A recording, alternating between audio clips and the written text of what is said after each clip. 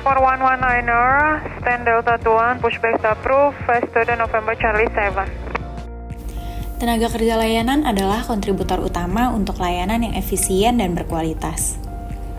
Keduanya dianggap sebagai sumber daya penting untuk keunggulan pasar yang kompetitif. Di perusahaan layanan seperti Emirates Airlines dan Garuda Indonesia, pekerjaan lini depan sangat menuntut karena karyawan diharapkan kreatif dan cepat dalam melaksanakan tanggung jawab mereka.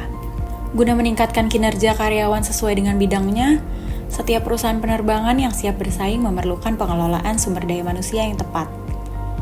Selain dikenal sebagai karyawan perusahaan, pramugari melayani penumpang, memastikan keselamatan mereka, dan memenuhi kebutuhan dan kenyamanan mereka selama di pesawat.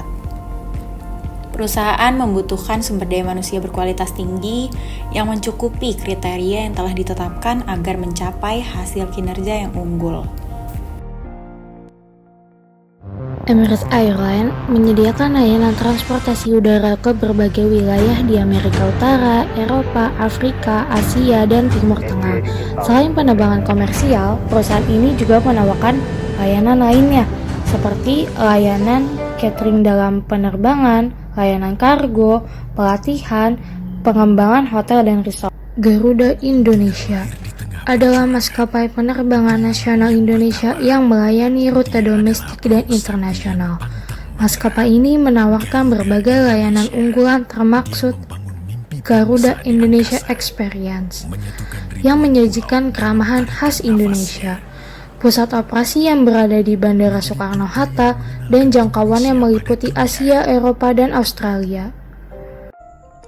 Untuk mencapai rencana stafnya dalam rangka memenuhi tujuan strategis, Emirates Airlines lebih menekankan aspek yang berkaitan dengan seleksi dan rekrutmen staf. Misalnya, manajemen sumber daya manusia Emirates Airlines meyakini bahwa orang yang tepat adalah aset yang paling penting dan ketika perusahaan memperkerjakan orang yang salah, mereka biasanya menjadi beban.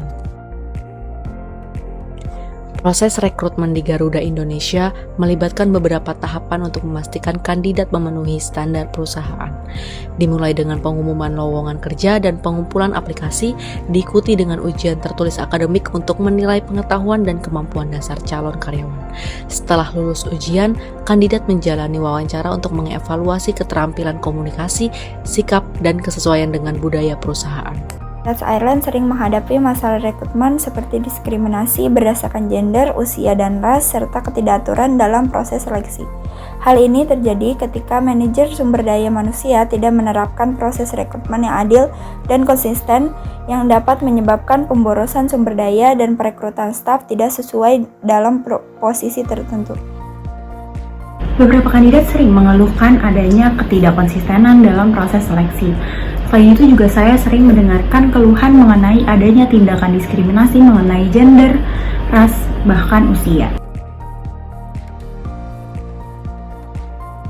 Saran dari saya, perusahaan perlu mengadakan pelatihan untuk manajer rekrutmen supaya para manajer ini memahami bahwa pentingnya proses seleksi atau rekrutmen karyawan yang objektif. Jadi para manajer ini harus bersikap jujur, adil, dan tanpa terpengaruh oleh orang lain. PT Garuda Indonesia. Kasus ini melibatkan dugaan pelecehan dalam rekrutmen awak kabin PT Garuda Indonesia di Korea Selatan. Serikat Karyawan Garuda atau Sekarga meminta pertanggungjawaban direksi jika tuduhan terbukti, serta mengkritik kurangnya profesionalisme dalam proses rekrutmen dan mempertanyakan keterlibatan langsung Vice Presiden Garuda Sentra Medica. Oke, jadi begini. Kami telah melakukan investigasi awal dan dokter yang bertugas sudah menjalankan pemeriksaan sesuai dengan standar profesi serta didampingi oleh staf wanita setempat. Tetapi tidak ada pelanggaran yang ditemukan.